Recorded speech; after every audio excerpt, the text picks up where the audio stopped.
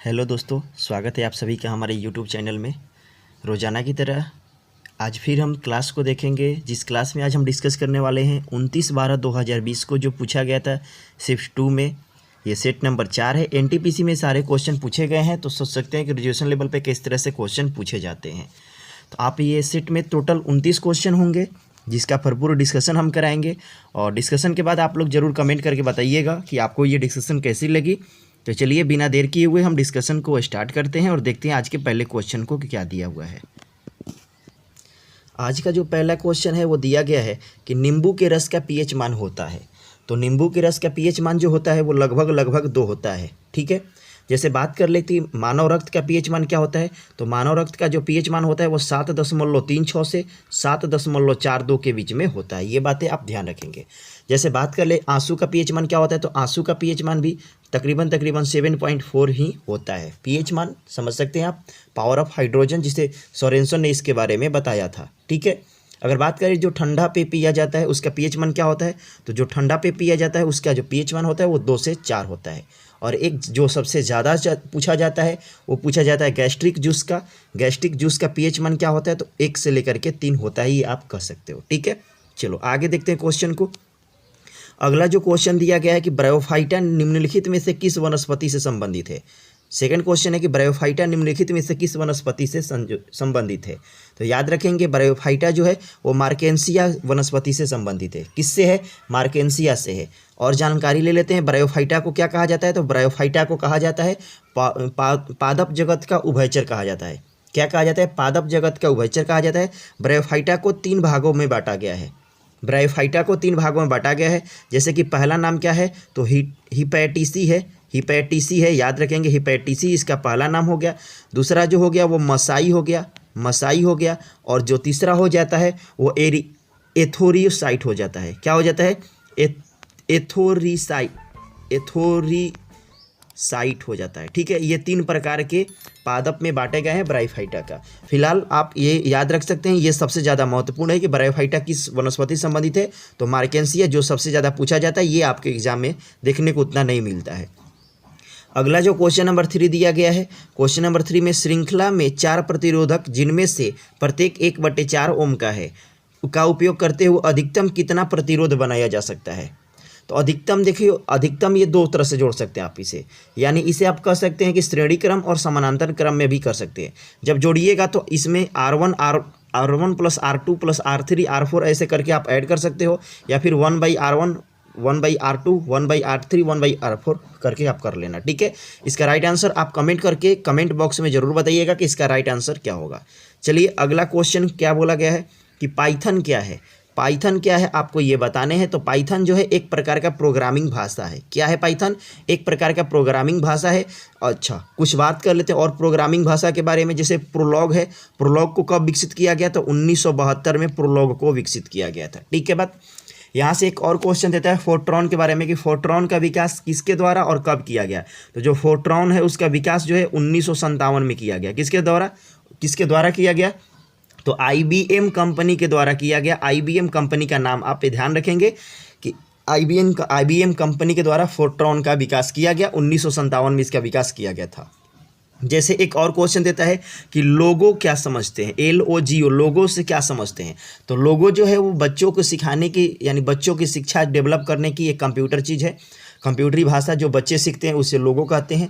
ठीक है, और बात यहाँ से कर लेते हैं कोबोल का कि COBOL, कोबोल क्या होता है। तो कोबोल भाषा का प्रयोग जो है वो व्यावसायिक रूप से किया जाता है। ये बातें याद रखेंगे। अगर बात कर ले थोड़ा सा मैलवेयर के बारे में, मैलवेयर जो है एक प्रकार का सॉफ्टवेयर है जिसे वायरस भी कहा जाता है। ठीक है, बाकी राइट आंसर क्या निकल के आ गया? राइट आंसर आपका प्रोग्रामिंग भाषा 4 का निकल करके आ गया। आइए अगले क्वेश्चन पे देखते हैं। अगला क्वेश्चन जो दिया गया क्वेश्चन नंबर 5 में कि मायोपिया वाले व्यक्ति की दृष्टि को ठीक करने के लिए किस प्रकार की लेंस का प्रयोग किया जाता है। तो ध्यान रखेंगे मायोपिया में अपसारी लेंस का प्रयोग किया जाता है। अपसारी लेंस का प्रयोग किया जाता है। ठीक, अपसारी लेंस को और क्या कहा जाता है? तो अपसारी लेंस को ही कहा जाता है अवतल लेंस कहा जाता है। आप समझ सकते हैं अपसारी लेंस को अवतल लेंस भी कहा जा सकता है नहीं कहा जाता है, ठीक है। और जो अवतल लेंस की जो कैपेसिटी होती है यानी जो क्षमता होती है वो माइनस डायोप्टर होती है, जबकि उत्तल लेंस का डायोप्टर क्या होता है, पॉजिटिव होता है, ठीक है। बात देखो मायोपिया में क्या होता है, ये मायोपिया का बात करते हैं। मायोपिया में क्या होता है, तो जो प्रतिबिंब है वो रेटिना से पहले बन जाता है, रेटिना से पहले प्रतिबिंब बन जाता है, वही आपका मायोपिया कहलाता है। थोड़ा सा बात कर लेते हैं हाइपरमेट्रोपिया के बारे में, जिसे दूरदृष्टि दोष कहा जाता है हाइपरमेट्रोपिया को। इसमें क्या होती है, तो वस्तु जो है स्पष्ट नहीं दिख पाती है, कहाँ की, तो दूर की वस्तु स्पष्ट दिखाई, माफ कीजिएगा, दूर की वस्तु स्पष्ट दिखाई देती है, लेकिन पास की वस्तु हाइपरमेट्रोपिया में दिखाई नहीं देती है। और एक क्वेश्चन और याद रखेंगे जरा दृष्टि दोष के बारे में। जरा दृष्टि दोष के बारे में बात कर ले तो इसमें किस लेंस का प्रयोग किया जाता है, तो द्विफोकसी लेंस का प्रयोग किया जाता है। द्विफोकसी लेंस का प्रयोग जरा दृष्टि दोष में किया जाता है, ठीक है। चलिए आगे देखते हैं। अगला जो क्वेश्चन दिया गया है, इंटेल कोर i9 एक प्रकार का क्या है।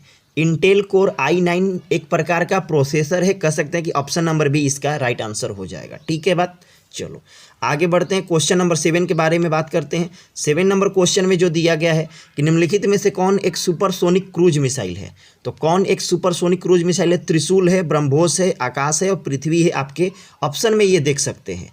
तो ब्रह्मोस जो है एक प्रकार का सुपरसोनिक क्रूज मिसाइल है। ब्रह्मोस याद रखेंगे एक प्रकार का सुपरसोनिक क्रूज मिसाइल है। बात थोड़ा सा कर ले पृथ्वी के बारे में, तो पृथ्वी कहाँ से कहाँ वार करती है, तो ये पृथ्वी जो है जमीन से जमीन पर मार करती है। और ये याद रखेंगे कम दूरी वाला बैलिस्टिक प्रक्षेपास्त्र है। कम दूरी वाला बैलिस्टिक प्रक्षेपास्त्र कौन है, तो याद रखेंगे पृथ्वी है। थोड़ा सा बात कर ले त्रिशूल के बारे में, तो त्रिशूल कहाँ से कहाँ मार करता है, तो त्रिशूल जो है वो जमीन से लेकर के हवा में मार करता है। कहाँ से, तो जमीन से लेकर के हवा में मार करता है, ठीक है। बात कर लेते आकाश के बारे में, तो आकाश जो करता है वो जमीन से हवा में मार करता है। कहाँ से करता है मार, तो जमीन से हवा में मार करता है। और एक सबसे ज़्यादा क्वेश्चन पूछा जाता है नाग एंटी टैंक बैलिस्टिक मिसाइल के बारे में। नाग एंटी टैंक बैलिस्टिक मिसाइल के बारे में पूछा जाता है कि कौन सा एंटी टैंक बैलिस्टिक मिसाइल है जो दागो और भूल जाओ के सिद्धांत पर वर्क करता है यानी काम करता है। तो याद रखेंगे नाग एक प्रकार का एंटी टैंक बैलिस्टिक मिसाइल है जो दागो और भूल जाओ के नाम से विख्यात है। अगला जो क्वेश्चन दिया गया क्वेश्चन नंबर 8, आप देख सकते हैं कि बेरी रोग है जो किसके कमी से होता है, तो याद रखेंगे बेरी जो होता है वो विटामिन B1 के कमी से होता है। किस कमी से, तो विटामिन B1 के कमी से होता है। याद रखेंगे विटामिन B1। इसका केमिकल नाम क्या है, इसका जो रासायनिक नाम है वो हो जाता है, इसका रासायनिक नाम जो होता है वो थायमिन होता है। क्या होता है, थायमिन होता है। और याद रखेंगे विटामिन के बारे में सबसे पहले किसके द्वारा बताया गया था, तो याद रखेंगे फंक महोदय के द्वारा 1911 में बताया गया था। जैसे कुछ विटामिन देख लेते हैं उससे जो होने वाला रोग है जो आपको हमेशा पूछा जाता है। जैसे विटामिन ए, इसका रासायनिक नाम क्या है, तो रेटिनॉल है। और याद रखेंगे इससे रतौंधी रोग और जीरोपथेलमिया रोग होता है। विटामिन ए का रासायनिक नाम ये क्या है, रेटिनॉल है, और रतौंधी और जीरोपथेलमिया रोग इससे होता है। बात कर लेते हैं विटामिन B1 का, इससे तो बेरी हो जाता है, इसका रासायनिक नाम क्या हो जाता है, तो थायमिन हो जाता है। बात कर ले तो थोड़ा सा विटामिन सी के बारे में, यहीं पे विटामिन सी एस्कॉर्बिक एसिड कहा जाता है और इससे जो होने वाला रोग है वो एस्कर्वी रोग ही होता है। एस्कर्वी रोग ही विटामिन सी के कमी से होता है। बात कर लेते हैं विटामिन डी का, तो इसका रासायनिक नाम क्या है, कैल्सीफेरॉल है और ये बच्चों में रिकेट्स और ऑस्टियोमलेशिया नामक बीमारी उत्पन्न कराता है। विटामिन डी जो है कैल्सीफेरॉल इसका रासायनिक नाम है और रिकेट्स और या फिर ऑस्टियोमलेशिया जो भी आप कह सकते हैं वो आप बीमारी उत्पन्न कराती है, ठीक है। और बात कर लेते हैं विटामिन ई जिसे टेकोफेरॉल कहा जाता है और टेकोफेरॉल इसका रासायनिक नाम है और इसके कमी से क्या होता है, तो जनन शक्ति में कमी हो जाती है, ठीक है। बात कर लेते हैं विटामिन के बारे में, तो विटामिन के का रासायनिक नाम क्या है, तो फिलोक्विनोन है विटामिन के का रासायनिक नाम और ये रक्त का थक्का नहीं बनने देता है, ठीक है। राइट आंसर आपका निकल के आ चुका है कि बेरी किस विटामिन कमी की, तो विटामिन B1 की कमी के कारण होता है बेरी रोग होता है। अगला जो क्वेश्चन दिया गया है क्वेश्चन नंबर 9 में कि निम्नलिखित मानव रोगों में से कौन एक जीवाणु से होता है, तो याद रखेंगे टाइफाइड जो है वो एक प्रकार का जीवाणु जनित रोग है। टाइफाइड से कौन सा अंग प्रभावित होता है, तो याद रखेंगे छोटी आंत जो होता है वो टाइफाइड से प्रभावित होता है, छोटी आंत। टाइफाइड को टेस्ट कराने के लिए, जांचने के लिए कौन सा टेस्ट किया जाता है, तो याद रखेंगे विडाल टेस्ट को टाइफाइड जांच करता है, विडाल टेस्ट। ये बातें याद रखेंगे। थोड़ा सा बात कर लेते हैं हेपेटाइटिस ए के बारे में, पोलियो के बारे में और खसरा के बारे में, तो ये सारे क्या है, तो ये सारे जो हैं वो वायरस से होने वाले रोग हैं। किससे होने वाले रोग हैं? वायरस से होने वाले रोग हैं। ठीक है बात, ठीक है। चलो लेकिन देखो यहीं पे हेपेटाइटिस ए है तो ये वायरस से होगा, लेकिन यहीं पे अगर टाइफाइड बुखार रहता या हैजा रहता या टेटेनस रहता या क्षय रोग रहता या डिप्थीरिया रहता तो ये सभी क्या होते हैं? तो ये सभी जो होते हैं वो जीवाणु से होने वाले रोग हैं। याद रखेंगे ये जीवाणु से होने वाले रोग है। बात करते हैं प्रोटोजोआ के बारे में कि प्रोटोजोआ से कौन कौन सा रोग होता है। जनरली तौर पे जो एग्जाम में आता है तो मलेरिया हो गया, कालाजार हो गया, निंद्रालु रोग हो गया, ये सारे किससे होते हैं? तो याद रखेंगे ये सभी प्रोटोजोआ से रोग होते हैं। आइए क्वेश्चन नंबर 10 के ऊपर फोकस करते हैं। 10 नंबर क्वेश्चन में दिया गया है कि निम्नलिखित में से कौन एक यूनेस्को विश्व धरोहर स्थल नहीं है, यानी कौन जो है जो यूनेस्को के विश्व धरोहर स्थल में ये शामिल नहीं है। तो याद रखेंगे शामिल नहीं है तो याद रखेंगे अजंता की गुफा औरंगाबाद महाराष्ट्र ये तो शामिल है, रानी की बाग पाटन में है ये भी शामिल है, जंतर मंतर आपका राइट आंसर होगा कि ये शामिल नहीं है, ये शामिल नहीं है, ये बातें याद रखेंगे। ठीक है, चलो अगर बात कर ले थोड़ा सा कि यूनेस्को के बारे में, तो यूनेस्को का फुल फॉर्म क्या होता है? तो United Nation Educational Scientific and Cultural Organisation इसका फुल फॉर्म होता है। क्या होता है यूनेस्को का full form? United Nation Educational Scientific and Cultural Organisation इसका फुल फॉर्म होता है। और याद रखेंगे यूनेस्को का हेडक्वार्टर कहाँ पे है? तो यूनेस्को का हेडक्वार्टर जो है वो आपको पेरिस में है। कहाँ पे है? याद रखेंगे यूनेस्को का हेडक्वार्टर जो है वो पेरिस में है, ये बातें ध्यान रखेंगे। स्थापना कब होता है? तो स्थापना होता है 1945 में इसका स्थापना होता है। ठीक है, अगर अब आंसर की बात कर ले कि कौन सा नहीं है तो ऑप्शन नंबर क्या हो जाएगा? ऑप्शन नंबर आपका सी हो जाएगा। चलो आगे देखते हैं। क्वेश्चन नंबर 11 दिया गया है कि हुमायूं नामा किसके द्वारा लिखा गया था? तो हुमायूं नामा जो है वो गुलबदन बेगम के द्वारा लिखा गया था। याद रखेंगे गुलबदन बेगम के द्वारा लिखा गया था। हुमायूं नामा 2 भाग में बांटा हुआ है। याद रखेंगे 2 भागों में विभाजित है पुस्तक। पहला में क्या है? तो पहला में जो मिलता है वो बाबर का इतिहास मिलता है। किसका मिलता है? तो बाबर का इतिहास मिलता है। और दूसरे वाले में किसका? हुमायूं का इतिहास मिलता है। तो बाबर और हुमायूं 2 भागों में ये दोनों लोगों का चर्चा कराया जाता है। ठीक है, बात कर लेते हैं थोड़ा सा हुमायूं के बारे में कि हुमायूं का जन्म कब हुआ। तो हुमायूं का जो जन्म हुआ वो हुआ 1508 में। हुमायूं का जन्म कब हुआ? तो याद रखेंगे 1508 में। और कहाँ पर हुआ? तो याद रखेंगे काबुल में हुआ। काबुल में हुआ हुमायूं का जन्म हुआ। ठीक है बात, चलो आगे बात कर ले तो थोड़ा सा अकबरनामा के बारे में। अकबरनामा ये भी पुस्तक पूछता है। आईने अकबरी का ये भाग है। और अकबरनामा के लेखक कौन है? तो अबुल फजल, ये बातें याद रखेंगे। आईने अकबरी का ये एक भाग है। चलो आगे देखते हैं आगे क्वेश्चन क्या दिया गया है। 11 नंबर क्वेश्चन के बाद हम लोग आ जाते हैं क्वेश्चन नंबर सीधे 12 पे। क्वेश्चन नंबर 12 में क्या दिया गया है? दिया गया है सर कि जिम कॉर्बेट राष्ट्रीय उद्यान कहाँ स्थित है। तो जिम कॉर्बेट राष्ट्रीय उद्यान जो है वो भारत के उत्तराखंड राज्य में स्थित है। ये बातें आप याद रखेंगे, भारत के उत्तराखंड में स्थित है। ठीक है, ये भारत का जो है जिम कॉर्बेट क्वेश्चन जो है बहुत ज़्यादा महत्वपूर्ण है। क्यों? क्योंकि ये भारत का पहला राष्ट्रीय उद्यान है जिसकी स्थापना कब होती है? तो जिसकी स्थापना जो है वर्ष 1936 में इसका स्थापना होता है। जब स्थापना हो रहा था तो ये जिम कॉर्बेट नेशनल पार्क का राष्ट्रीय नाम क्या था उस समय? पुराना नाम क्या था? तो याद रखेंगे हैली नेशनल पार्क। क्या याद रखेंगे? हैली नेशनल पार्क जो है, हैली नेशनल पार्क उस समय याद रखेंगे, उस समय इस ये जो राष्ट्रीय उद्यान है उसका नाम रखा गया था। ठीक है, यहाँ से एक और क्वेश्चन देता है प्रोजेक्ट टाइगर की शुरुआत। तो प्रोजेक्ट टाइगर की शुरुआत कब होती है? तो याद रखेंगे 1973 में प्रोजेक्ट टाइगर की शुरुआत होती है। ठीक है, जैसे कुछ और बात कर लेते हैं राष्ट्रीय उद्यान के बारे में कि जिम कॉर्बेट राष्ट्रीय उद्यान कहाँ पे है। तो ये तो जान गए आपकी उत्तराखंड में स्थित है। लेकिन अगर क्वेश्चन देगा कि सुंदरवन राष्ट्रीय उद्यान कहाँ है, तो सुंदरवन राष्ट्रीय उद्यान जो है वो आपको पश्चिम बंगाल में है। अगर क्वेश्चन देगा कि गिर राष्ट्रीय उद्यान कहाँ पे है, तो गिर राष्ट्रीय उद्यान जो है वो गुजरात में स्थित है। बात कर लेते हैं नामदफा राष्ट्रीय उद्यान का। तो नामदफा राष्ट्रीय उद्यान कहाँ पे है? तो आपको अरुणाचल प्रदेश में देखने को मिल जाता है। और लास्ट जो अभी हर बार एग्जाम में पूछा जाता है इंद्रावती राष्ट्रीय उद्यान। इंद्रावती राष्ट्रीय उद्यान जो है आपको छत्तीसगढ़ में देखने को मिल जाएगा। ठीक है, चलो आगे देखते हैं अगला क्वेश्चन नंबर 13 देखते हैं कि 13 नंबर क्वेश्चन में क्या दिया गया है। क्वेश्चन दिया कि जीएसटी भारत में अधिरोपित एक अप्रत्यक्ष कर है। याद रखेंगे जीएसटी कैसा है? तो एक प्रकार का अप्रत्यक्ष कर है। जीएसटी का फुल फॉर्म क्या होता है, यानी पूर्ण रूप क्या होता है? तो जीएसटी का पूर्ण रूप क्या होता है? तो गुड्स एंड सर्विस टैक्स इसका फुल फॉर्म होता है।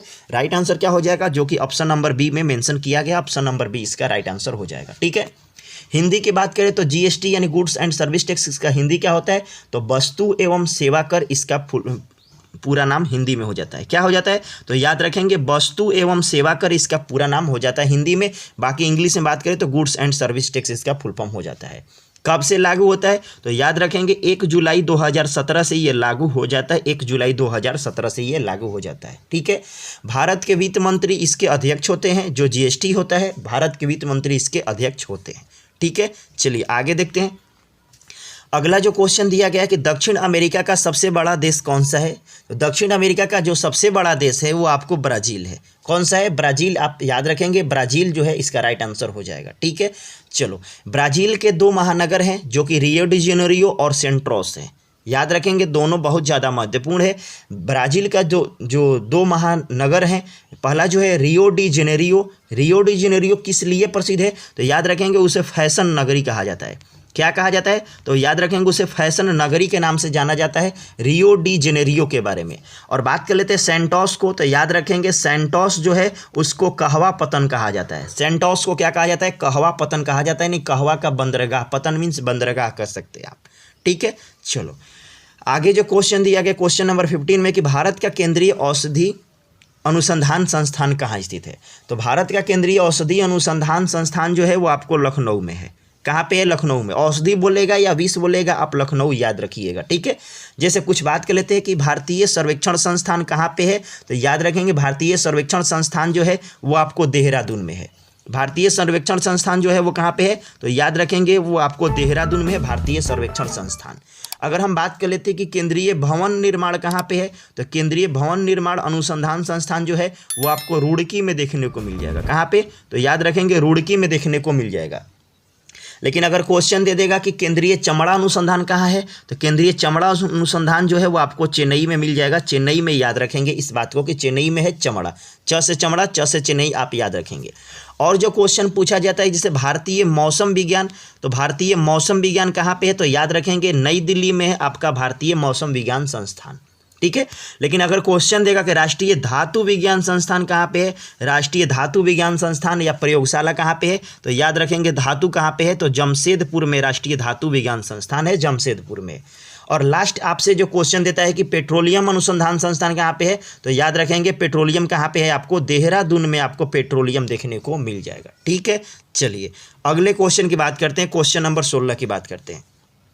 दिया गया है कि निम्नलिखित में से कौन सा स्थान यूरेनियम के खनन के लिए प्रसिद्ध है?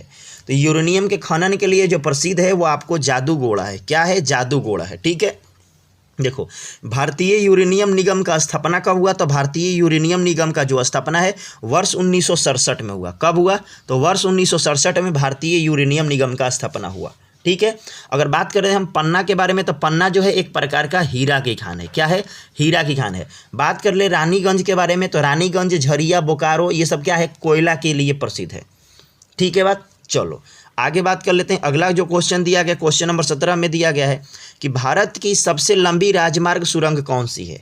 तो भारत की जो सबसे लंबी राजमार्ग सुरंग है वो विकल्प के अनुसार जो होगा वो अटल सुरंग हो जाएगा। क्या हो जाएगा? अटल सुरंग। अटल सुरंग का लंबाई कितना है? तो 9.02 किलोमीटर, 9.02 किलोमीटर इसका इस सुरंग का लंबाई है।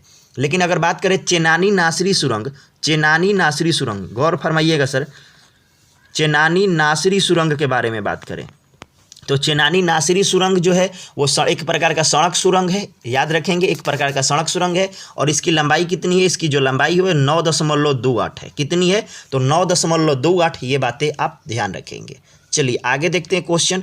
अगला जो क्वेश्चन 18 नंबर क्वेश्चन में दिया गया है कि निम्नलिखित में से कौन सी नदी अरब सागर में गिरती है? कौन सी नदी जो है वो अरब सागर में गिरती है? तो याद रखेंगे इस क्वेश्चन के अनुसार ऑप्शन क्या हो जाएगा? ऑप्शन नंबर ए हो जाएगा, इसका ताप्ती नदी हो जाएगा। ठीक है, याद रखिएगा ताप्ती नदी जो है इसके किनारे जो बसा हुआ शहर है वो आपको गुजरात है। ये बातें याद रखें। गुजरात किस नदी किनारे? तो गुजरात का सूरत जो है वो ताप्ती नदी के किनारे हो जाएगा। ठीक है ना, सूरत गुजरात में पड़ता है तो गुजरात भी आप कह सकते हो। ठीक है, देखो अब बात करें अरब सागर में गिरने वाली सबसे लंबी नदी कौन सी है? तो अरब सागर में गिरने वाली सबसे लंबी नदी जो है वो आपको नर्मदा नदी जो है, अरब सागर में गिरने वाली सबसे लंबी नदी नर्मदा नदी है। ये बातें आप ध्यान रखेंगे। अगला क्वेश्चन जो दिया गया है क्वेश्चन नंबर 19 में कि यूनेस्को का हेडक्वार्टर कहाँ पे है? तो यूनेस्को का हेडक्वार्टर जो है वो फ्रांस के राजधानी पेरिस में है। ये बातें आप याद रखेंगे, पेरिस में। ठीक है, अब थोड़ा सा बात कर लेते कि ये यूनेस्को का फुल फॉर्म क्या होता है? तो यूनेस्को का फुल फॉर्म होता है United Nation Educational Scientific and Cultural Organisation होता है। क्या होता है इसका फुल फॉर्म? यूनाइटेड नेशन और Educational Scientific and Cultural Organisation इसका फुल फॉर्म होता है। United Nation Educational Scientific and Cultural Organisation इसका पूरा नाम होता है। बात कर लेते हैं इसमें सदस्य देशों की संख्या का कि सदस्य देश कितने हैं। तो याद रखेंगे ये इसमें नहीं, याद रखेंगे यूएन का यहाँ पे देता है संयुक्त राष्ट्र संघ के बारे में एक और क्वेश्चन देता है कि संयुक्त राष्ट्र संघ का स्थापना कब होता है? तो 1945 में होता है 1945 में होता है। और याद रखेंगे इसमें कितने देश हैं? तो 193 देश हैं। ठीक है, बात याद रखेंगे। चलिए अगला जो क्वेश्चन दिया गया है कि लोकसभा और राज्यसभा की संयुक्त बैठक की अध्यक्षता कौन करता है?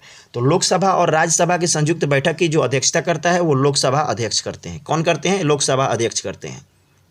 ठीक है, ये जो है अनुच्छेद नंबर 108 में संयुक्त बैठक की चर्चा की गई, अनुच्छेद नंबर 108।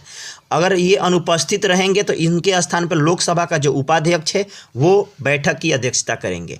याद रखेंगे लोकसभा और राज्यसभा की जो संयुक्त बैठक है वो बुलाते हैं राष्ट्रपति। याद रखेंगे बुलाते कौन है? तो याद रखेंगे राष्ट्रपति बुलाते हैं, लेकिन अध्यक्षता कौन करता है? तो लोकसभा के अध्यक्ष करते हैं। ठीक है बात। चलो अगला जो क्वेश्चन दिया गया कि एक प्रसिद्ध यात्री इब्न बतूता मूल निवासी था। एक प्रसिद्ध यात्री इब्न बतूता जो था वो मूल निवासी था कहाँ का? तो याद रखेंगे मोरक्को का ये निवासी था। ठीक है बात। अगर बात करें कि इब्न बतूता किसके शासनकाल में भारत आया था, तो याद रखेंगे MVT के बारे में आप लोग जानते हो, मोहम्मद बिन तुगलक के शासनकाल में 1333 ईस्वी में ये भारत आया था मोरक्को से। ठीक है, 1333 में इब्न बतूता भारत आया था मोहम्मद बिन तुगलक के शासनकाल में, और दिल्ली का काजी इसे मोहम्मद बिन तुगलक के द्वारा नियुक्त कर दिया गया था। इब्न बतूता की एक प्रसिद्ध पुस्तक भी है जिसका नाम क्या है? तो इब्न बतूता की एक पुस्तक है रेहला जो है इब्न बतूता की मुख्य पुस्तक है। ठीक है, जो कि मोहम्मद बिन तुगलक के जितने भी घटना हुए थे उसी के बारे में इसमें जिक्र किया गया है रेहला में। तो क्वेश्चन देता है कि रेहला पुस्तक के लेखक कौन है? तो याद रखेंगे इब्न बतूता, याद रखेंगे। अगला जो क्वेश्चन दिया गया है कि निम्नलिखित में से कौन सार्क का सदस्य देश है? तो याद रखेंगे सार्क का कौन कौन सदस्य देश है? तो मालदीव है, श्रीलंका है, भारत है, पाकिस्तान, अफगानिस्तान, नेपाल, भूटान और बांग्लादेश इसके सदस्य देश हैं। तो राइट आंसर क्या हो जाएगा आपका? अफगानिस्तान जो हो जाएगा ये हो जाएगा। अफगानिस्तान के बारे में इसलिए पूछा गया क्योंकि ये रिसेंट में अभी बना था, ये बातें याद रखेंगे। सार्क में टोटल देशों की संख्या कितनी है? तो सार्क में पहले थे 7 देश, लेकिन अफगानिस्तान जैसे ही ऐड हुआ था इसमें देशों की संख्या हो गया 8। सार्क का स्थापना कब हुआ? तो 1985 में सार्क का स्थापना होता है, ये बातें आप ध्यान रखेंगे। और सार्क का फुल फॉर्म क्या होता है? तो सार्क का जो फुल फॉर्म होता है वो होता है south Asian association for regional corporation होता है। क्या होता है? South Asian association for regional corporation होता है, इसका पूरा नाम होता है। और सार्क का जो हेड क्वार्टर है यानी सचिवालय जो है वो कह सकते हैं कहाँ पे? तो नेपाल की राजधानी काठमांडू में है। कहाँ पे? तो नेपाल की राजधानी काठमांडू में है, ये बातें याद रखेंगे। और जो अफगानिस्तान बना था ये 2007 में बना था, यानी 2007 से पूर्व पूछ देगा तो याद रखेंगे उस समय सदस्य देशों की संख्या थी 7, लेकिन 7 के बाद या फिर डायरेक्टली आपसे पूछ देगा कि वर्तमान में कितने सार्क के सदस्य देश हैं, तो याद रखेंगे अफगानिस्तान को लेकर के बोला गया, इसलिए राइट आंसर आपका 8 हो जाएगा। अगला जो क्वेश्चन दिया गया क्वेश्चन नंबर 23 में दिया गया कि भारतीय संविधान के जनक के रूप में किसे जाना जाता है? तो भारतीय संविधान के रूप में याद रखेंगे ये बात भीमराव अंबेडकर आपका राइट आंसर हो जाएगा। भीमराव अंबेडकर इसका राइट आंसर हो जाएगा। भारतीय संविधान सभा का गठन किस मिशन योजना के तहत हुआ था? तो कैबिनेट मिशन योजना के तहत 1946 में भारतीय संविधान सभा का गठन हुआ था। 9 दिसंबर को इसकी अध्यक्षता की गई थी। 9 दिसंबर 1946 की घटना है जब ये अस्थायी अध्यक्ष रूप में डॉक्टर सच्चिदानंद सिन्हा को चुना गया था। तो याद रखेंगे संविधान सभा के अस्थायी अध्यक्ष प्रथम कौन थे? तो सच्चिदानंद सिन्हा थे, जो कि 9 दिसंबर 1946 को चुने गए थे। और 11 दिसंबर को अस्थायी अध्यक्ष राजेंद्र प्रसाद को चुन लिया गया। किसको? राजेंद्र प्रसाद को चुन लिया गया। थोड़ा सा बात कर लेते हैं भीमराव अंबेडकर के बारे में। इनका जो जन्म है वो याद रखेंगे 1891 में इनका जन्म होता है। और याद रखेंगे कब इनकी मृत्यु होती है? तो 1956 में इनकी मृत्यु हो जाती है भीमराव अंबेडकर के। ठीक ना। चलिए अगला क्वेश्चन जो दिया गया है क्वेश्चन नंबर 24 की जातक कथाएं किससे से संबंधित है? तो जातक कथाएं जो है वो आपको बौद्ध धर्म से संबंधित है, ये बातें तो आप भली भांति जानते ही होंगे। जातक कथाएं किससे से संबंधित है, तो बौद्ध धर्म से संबंधित है। अब थोड़ा सा बात कर लेते हैं कि बौद्ध धर्म के बारे में, सिद्धार्थ के बारे में, या फिर कह सकते हैं कि बचपन का उनका नाम सिद्धार्थ ही था, गौतम बुद्ध उनका आगे चलकर नाम हुआ। ठीक है बात।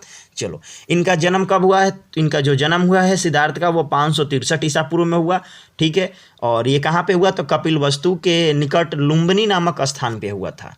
महात्मा बुद्ध के पिता का नाम जो था वो सुधोधन था, इनके पिताजी का नाम, और माताजी का जो नाम था वो महामाया था। क्या नाम था, नाम महामाया था। ठीक है, बुद्ध ने अपने धर्म की प्रचार करने के लिए किस भाषा का प्रयोग किया था, तो याद रखेंगे पाली भाषा का प्रयोग इन्होंने किया था।